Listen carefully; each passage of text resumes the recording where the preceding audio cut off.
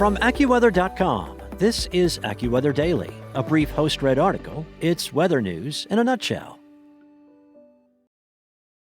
The end of the February frenzy of weather is in sight, but not before a couple more potent winter storms swing through this weekend and then into the middle of next week.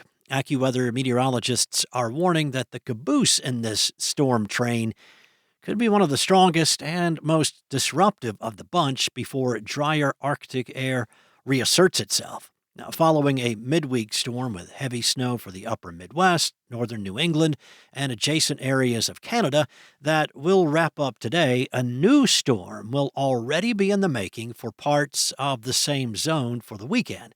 That means that the swath of heaviest snow may extend farther to the south and east over the Midwestern and Northeastern states when compared to the Wednesday-Thursday storm. Enough snow can still fall on Chicago and Detroit to cause substantial travel problems for those two key Midwest airline hubs.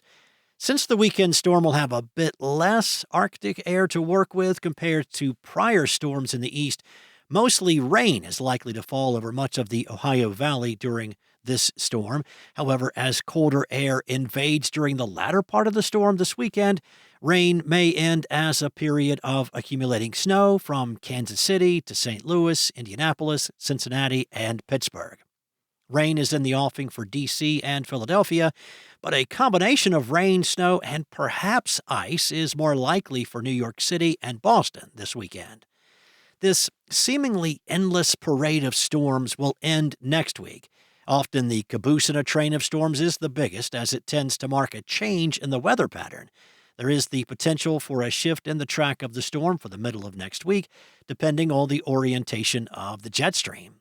A storm that tracks more to the north rather than east would allow warm air to bring mostly rain from the Ohio Valley into the Appalachians and the Atlantic coast.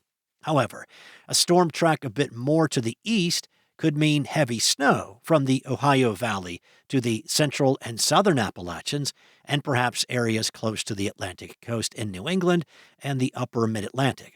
A straight east track could bring snow and ice to the interior south. Should the storm develop to its full potential and try to track northward along the Atlantic coast, some inland areas could end up with wind-driven heavy snow, while wind-driven rain and flooding at times of high tide occur along the Atlantic coast in the northeast. There is also the possibility that the storm this weekend could be the bigger of the two in terms of precipitation, and the storm next week will be more subdued. Even a more moderate storm can result in significant travel disruptions, though. So this weekend's storm in the train will likely bring more severe weather to the southern states.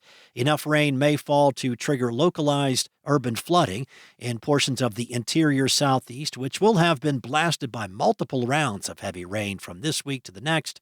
Flooding problems could be more widespread and serious as a result. Now, these last two storms may also bring some of the most significant severe thunderstorms since last fall. As AccuWeather meteorologists iron out the details of the tail end of this storm train pattern, one thing is for sure next week. Extensive ice cover should limit lake effect snow directly from Lake Erie in western New York, northwestern Pennsylvania, and northeastern Ohio, unless a band of snow is able to develop over Lake Huron and travel all the way across Lake Erie. That's all for now. You can find more stories and regional forecasts at AccuWeather.com. And for your local forecast at your fingertips, download the AccuWeather app. Enjoy the rest of your day, stay safe, and I'll be back tomorrow with more from AccuWeather.